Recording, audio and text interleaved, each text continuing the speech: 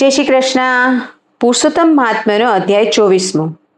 તપ મહાત્મ્ય કથન કરવા માટે. મણિગ્રીવ બોલ્યો, હું ચોરીને હિંસા કરવા માટે તત્પર થયો, તેથી સગાએ મારો ત્યાગ કર્યો. તે વખતે બૃહદલ નામના રાજાએ મારું ઘર લૂંટ્યું. બાકી જે બચ્યું હતું તે આપ્તજનોએ હરી લીધું. આમ બધાએ મારા પર તિરસ્કાર કરવાથી મેં વનવાસ લીધો. વનમાં રહી હું નિત્ય પશુઓનું વ્રત કરી મારી સ્ત્રીની સાથે મારો ગુજારો કરી રહ્યો છું. તો મારા ઉપર કૃપા કરો.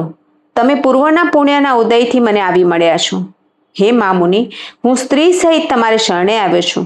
માટે ઉપદેશરૂપ પ્રસાદથી મને કૃતાર્થ કરો, કે જેથી તત્કાલ મારું ઘોર દરિદ્રપણું નાશ પામે ને અતુલ વૈભવ પ્રાપ્ત થવાથી સુખ થાય તેમ કરો.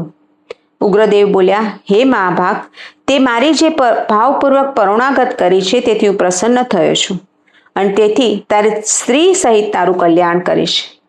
જે રીતે વ્રતો, તીર્થો, દાનો અને યત્ન વગર તમારું દરિદ્રપણું નાશ પામે તે રીત હું કહું છું. હવે પછી ત્રીજો પુરુષોત્તમ માસ છે. તેમાં તમે 2 સ્ત્રી પુરુષે પ્રયત્નથી પ્રીતિપૂર્વક દીપદાન કર્યું, તેથી તમારું ભારે દરિદ્રપણું મૂળ સહિત નાશ પામશે. તલના તેલથી કે સંપત હોય તો ઘીથી દીવો કરવો. હમણાં વનમાં તમે વસો છો, તેથી બંનેમાં કોઈ વસ્તુ તમારી પાસે ન હોય તો હે નિષ્પાપ મણિગ્રીવ, તમારી સ્ત્રીની સાથે માસ પૂરો થાય ત્યાં સુધી નિયમ સહિત ડોળિયાના તેલથી દીવો કરવો, અને નિરંતર આ સરોવરમાં સ્ત્રીની સાથે નાઈ એ જ પ્રમાણે તમારે 1 મહિના સુધી કરવું. તમારી પરોણાગતથી પ્રસન્ન થઈ મેં શાસ્ત્રમાં નિશ્ચય કરેલા વ્રતનો ઉપદેશ તમને કર્યો. બીજી રીતે પણ દીવાનું દાન લક્ષ્મીનો વધાર કરનારું છે. પણ જો પુરુષોત્તમ માસમાં વિધિથી વ્રત કર્યું હોય તો લક્ષ્મીની વૃદ્ધિ કરે છે. એમાં કહેવું શું? વેદમાં કહેલા જુદા જુદા કર્મો અને દાનો પુરુષોત્તમ માસના દીવાથી 16મી કળાને યોગ્ય નથી, યોગ જ્ઞાન કળાને યોગ્ય નથી. વેદનો અભ્યાસ, ગયાનું શ્રાદ્ધ અને ગૌતમી નદીના તીરનું સેવન પુરુષોત્તમને દીવાની 16મી કળાની બરોબરી કરી શકનાર નથી. હજારો ગ્રહણ અને સેંકડો વ્યતિપાત પુરુષોત્તમના દીવાની 16મી કળાને યોગ્ય નથી. કુરુ વગેરે ઉત્તમ ક્ષેત્રો અને દંડક વગેરે વ્રતો પુરુષોત્તમ દીવાની 16મી કળાને યોગ્ય નથી.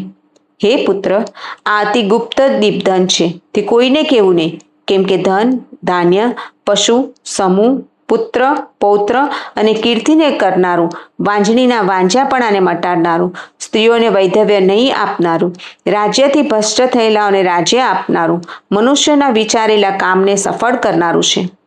આથી કન્યા ગુણી અને ઘણું જીવનારા પતિને પામે છે. સ્ત્રીની ઈચ્છાવાળો સારા સ્વભાવવાળી પતિવ્રતા સ્ત્રીને પામે છે. વિદ્યાની ઈચ્છાનારો વિદ્યા પામે છે. સિદ્ધિને ચાહનારો સિદ્ધિ પામે છે. ખજાનાની ઈચ્છાવાળો ખજાનો પામે છે, અને મોક્ષની ઈચ્છાવાળો મોક્ષ પામે છે. જે કોઈ ઠેકાણે પણ પુરુષોત્તમ માસના વિધિ વિના તથા શાસ્ત્ર વિના પણ દીવો કરે છે તે સર્વ ઈચ્છાને પામે છે. ત્યારે હે પુત્ર, વિધિ વડે પ્રયત્નથી દીવો કરે તે સર્વ સુખને પામે, એમાં શું કહેવું? માટે શ્રી પુરુષોત્તમ માસમાં દીવો કરવો, આ જ તમારા આકરા દરિદ્રપણાને ટાળનારું કલ્યાણ થશે. હવે તમારી સેવાથી પ્રસન્ન થયેલો હું જઈશ. અગત્ય બોલ્યા, આ પ્રમાણે કહી મનથી 2 ભુજાવાળા મુરલીધર શ્રી હરિને સંભાળતો તે ઉત્તમ બ્રાહ્મણ હતો તે પ્રયાગ ગયો. પોતાના આશ્રમથી કેટલેક સુધી તે ઉગ્રદેવને વડાવી નમર કરી બંને સ્ત્રી પુરુષ પાછા વળ્યા. પોતાના આશ્રમમાં આવી પુરુષોત્તમમાં મનવાળી બ્રાહ્મણની ભક્તિમાં તત્પર તે બંને જણાએ ભક્તિથી 2 માસ કાઢ્યા.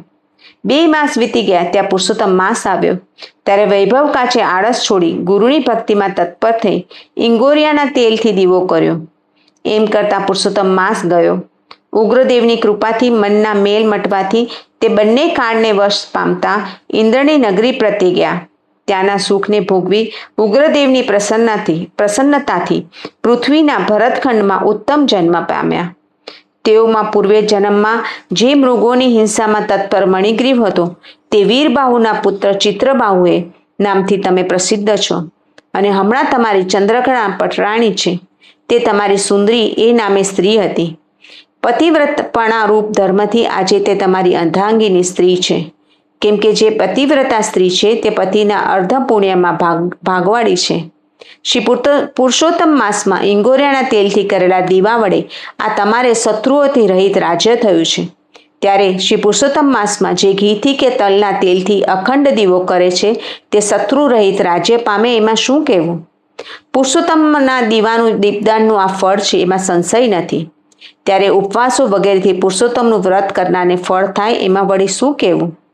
વાલ્મીકી બોલ્યા, ચિત્રબાહુના ચરિત્રને કહી ઘડાથી જન્મેલા મુનિ અગત્ય એણે કરેલા સત્કારને પામી અક્ષય આશીર્વાદ આપી પ્રસન્નપણે ચાલતા થયા. આ પ્રમાણે શ્રી બૃહદનારાયણ પુરાણમાં પુરુષોત્તમ મહાત્મ્યમાં શ્રી નારાયણ ને નારદના સંવાદ વિશે દ્રઢ ધન્વાના આખ્યાનમાં દીપ મહાત્મ્ય કથન આ નામનો 24મો અધ્યાય પૂરો થયો. શ્રી પુરુષોત્તમ ભગવાન કી જય.